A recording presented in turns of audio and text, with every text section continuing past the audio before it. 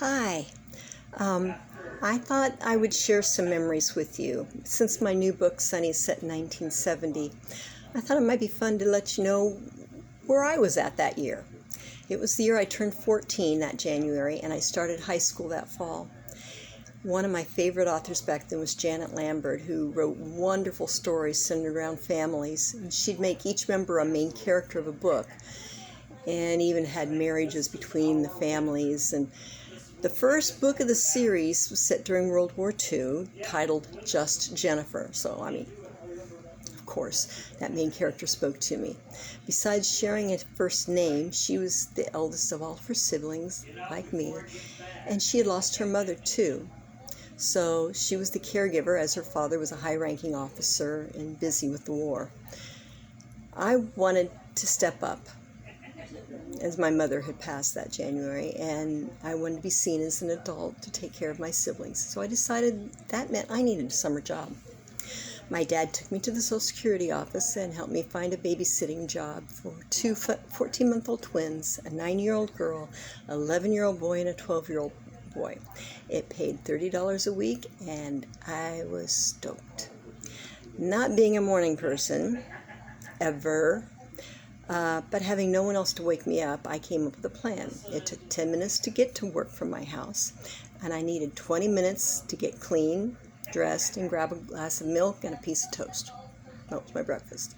So that meant I had to be up by 7, at the very least. At 6:45, I had an alarm under my pillow that went off. That kind of woke me a little. Then at 7, the second alarm went off, and it was just out of reach of my bed. It worked.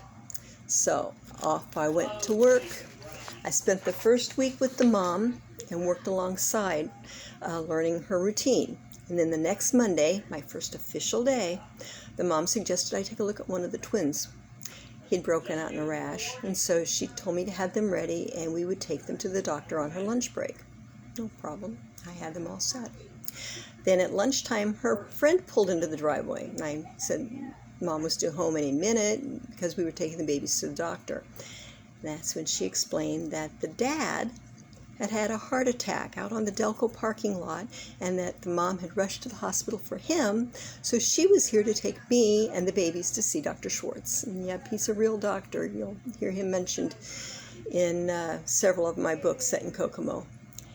He's the one who delivered me and my siblings.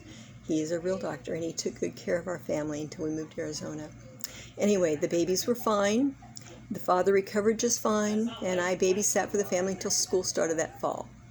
But it was a memorable day. First day of work, I'm telling you.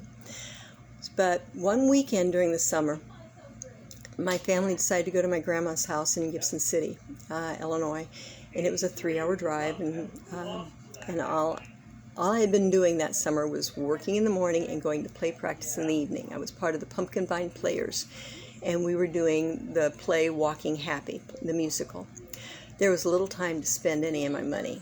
So on that trip to Grandma's, I needed to get something for my purse, and to my shock, I had over $100 in my wallet.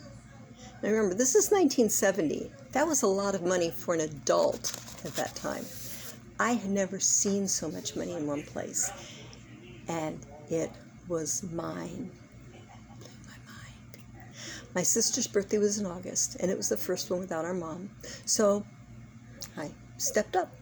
I just felt that need to do that, and I took her shopping for school clothes, but I tried to make it fun, like a shopping spree.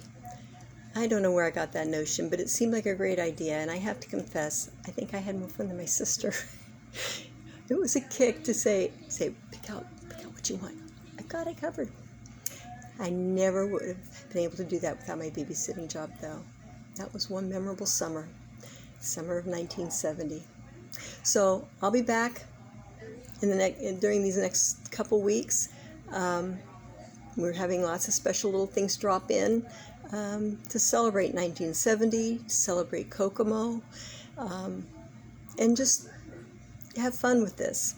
So until then, I want you to share some of your first job memories, or maybe what you were doing the summer of 1970. So I look forward to seeing that. And blessings, all of you.